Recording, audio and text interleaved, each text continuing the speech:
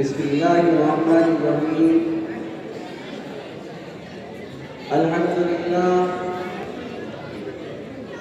لله رب العالمين، والصلاة والسلام على رسوله الأمين.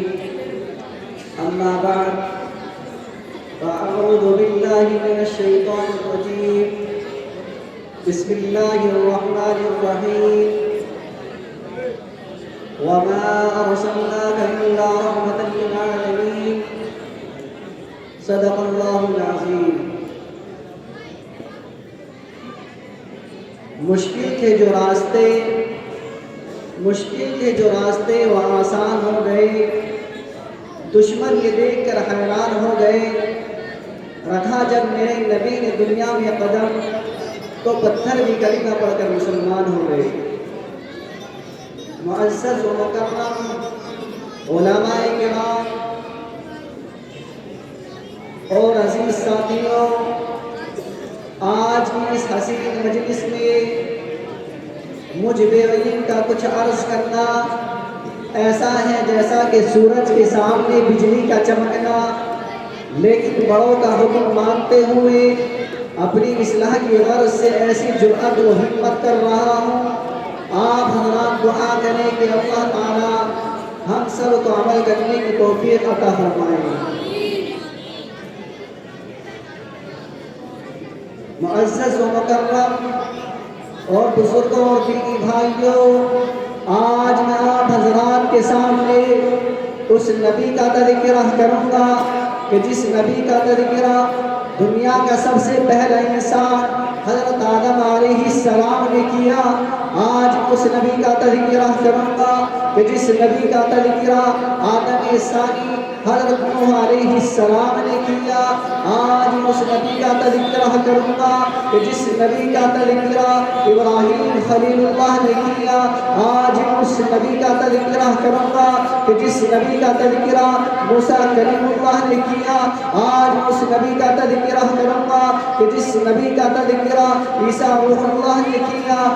آج اس نبی کا تذکرہ کروں گا کہ جس نبی کا تذکرہ تمام کے تمام فرشتوں نے کیا، جس نبی کا تذکرہ بحیرہ راہب نے کیا، جس نبی کا تذکرہ مستورہ راہب نے کیا، جس نبی کا تذکرہ بڑے بڑے مفسروں نے کیا، جس نبی کا تذکرہ بڑے بڑے خطیبوں نے کیا، جس نبی کا تذکرہ بڑے بڑے مفسروں نے کیا، جس نبی کا تذکرہ بڑے بڑے محدثوں نے کیا، جس نبی کا تذکرہ بڑے بڑے مقرروں نے کیا۔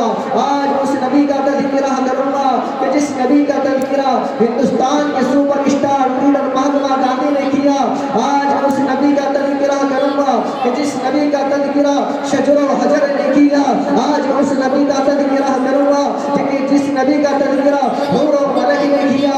آج اس نبی کا تذکرہ کروں گا کہ جس نبی کا تذکرہ جن و بشر نے کیا۔ قرآن کریم کے اندر اللہ تبارک و تعالی نے فرمایا وَرَفَعْنَا لَكَ ذِكْرَكَ۔ آج اس نبی کا تذکرہ کروں گا کہ جس نبی کا تذکرہ خود رب العالمین نے کیا۔ آج اس نبی کا تذکرہ کروں گا کہ جس نبی کے صدقے میں صدیق کو صداقت ملی، جس نبی کے صدقے میں عمر کو عدالت ملی، جس نبی کے صدقے میں عثمان کو سخاوت ملی، جس نبی کے صدقے میں حمزہ کو شہادت ملی، جس نبی کے صدقے میں عمر کو عدالت ملی، جس نبی کے صدقے میں سورج کو گرواہٹ ملی، جس نبی کے صدقے میں چاند کو سرواہٹ ملی، جس نبی کے صدقے میں پہاڑوں کو بلندی ملی، جس نبی کے صدقے میں دریاؤں کو روانی ملی۔ آج میں اس نبی کا تذکرہ کروں گا کہ جس نبی کا تذکرہ توریت میں موجود ہے، جس نبی کا تذکرہ انجیل میں موجود ہے، جس نبی کا تذکرہ بائبل میں موجود ہے۔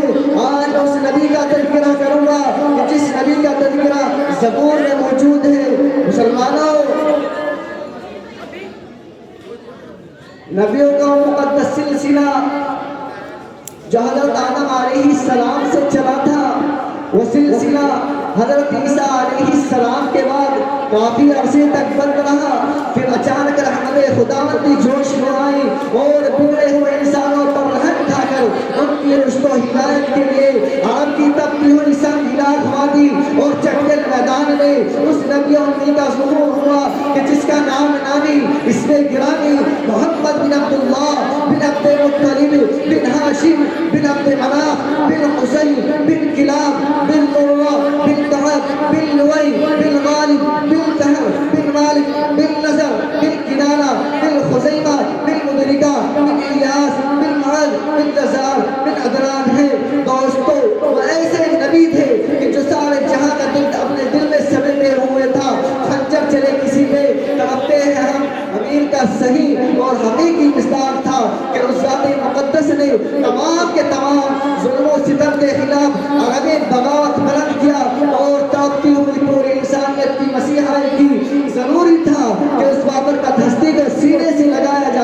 اسے پردوں پر بٹھایا جاتا، مگر وہ ذات جو لوگوں کے لیے تڑپتی رہی ہو، لوگ اس کے ساتھ اور اس کے چاہنے والوں کے ساتھ ظلم و جور کے پہاڑ توڑتے رہے ہو کہ جن کا ذکر کرنے سے رونگٹے کھڑے ہو جاتے ہیں، کلیجہ باہر کو آنے لگتا ہے اور مؤرخ کا قلم اٹھ جاتا ہے۔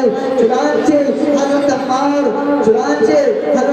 کو شہید کر دیا گیا، چنانچہ حضرت خباب کو انگاروں پر لٹایا گیا، حضرت عمار کو شہید کر دیا گیا، حضرت حمزہ کے ٹکڑے ٹکڑے کر دیے گئے۔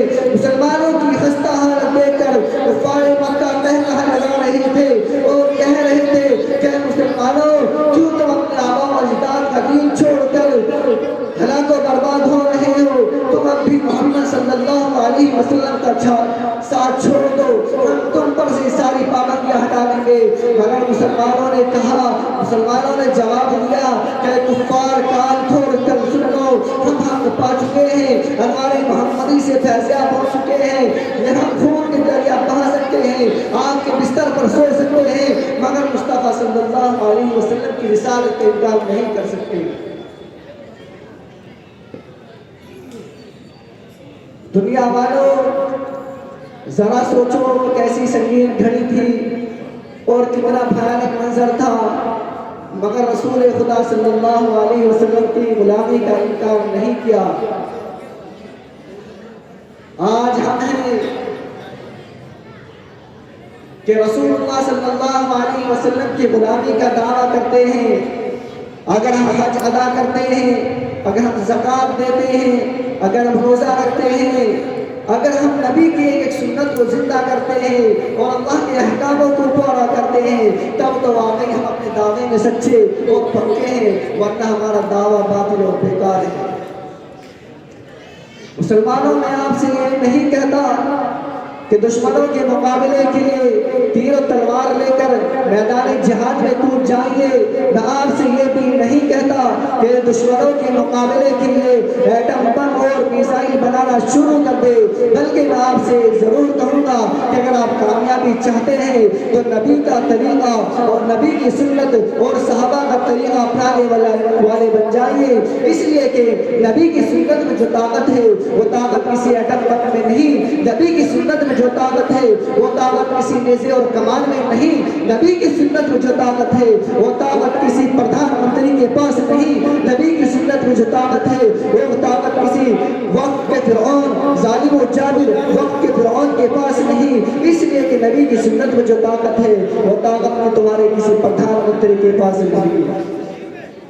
اس لیے میرے پیارے پیارے مسلمان بھائیوں، نبی کا طریقہ، نبی کی سنت اور صحابہ کا طریقہ اپنانے والے بن جائیے، اس لیے کہ انسان دنیا کے اندر پیدا، اللہ تبارک و تعالیٰ نے انسان کو دنیا کے اندر پیدا کیا ہے اور انسان کو حرص و لالچ رہتا ہے کہ ساری دنیا خود بخود ہمارے قدم تلے چلے آئے، لیکن جب ہم نبی کے ایک سنتوں کو زندہ کرنے والے بن جائیں گے، صحابہ کا طریقہ اپنانے والے بن جائیں گے، اللہ کے احکاموں کو پورا کرنے والے بن جائیں گے، تو یہ ساری دنیا خود بخود تمہارے قدم تلے آ جائے گی۔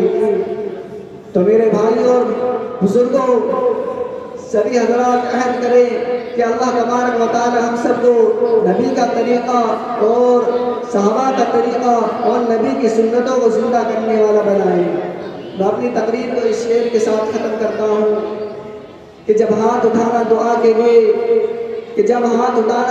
لیے تو ہمیں نہ بلانا خدا کے لیے، کیا پتہ ہمارے نصیب کی خوشیاں منتظر ہو آپ کی دعا کے لیے۔ وآخر دعوانا الحمدللہ۔